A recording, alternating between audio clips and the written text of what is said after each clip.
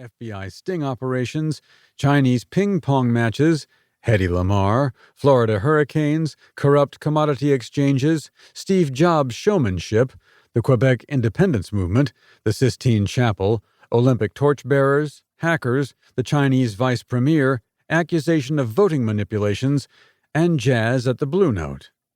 But more seriously, I hope that this exposition will prove useful to general historians of technology because the backstory behind the Wi-Fi explosion is a prime example of how a new technology becomes viral and then ubiquitous through the intelligence, struggles, arguments, and collaborations of many, many talented people.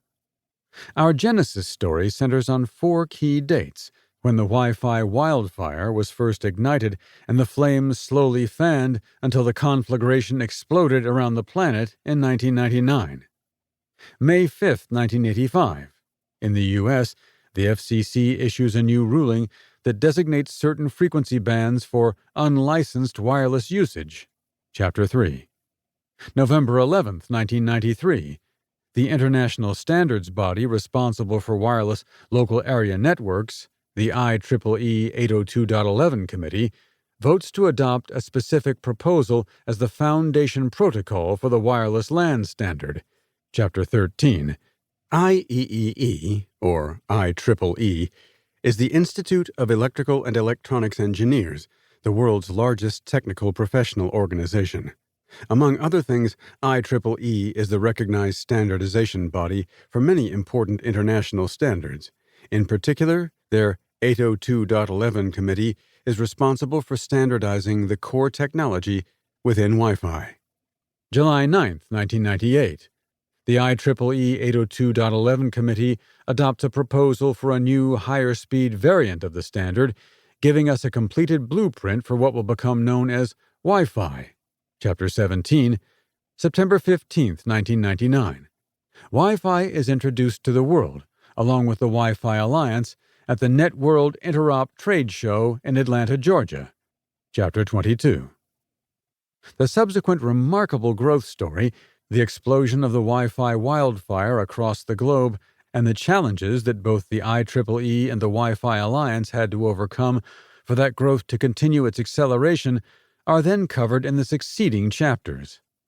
At various key points in the story, we'll see that had things gone a different way, Wi-Fi may never have become a reality.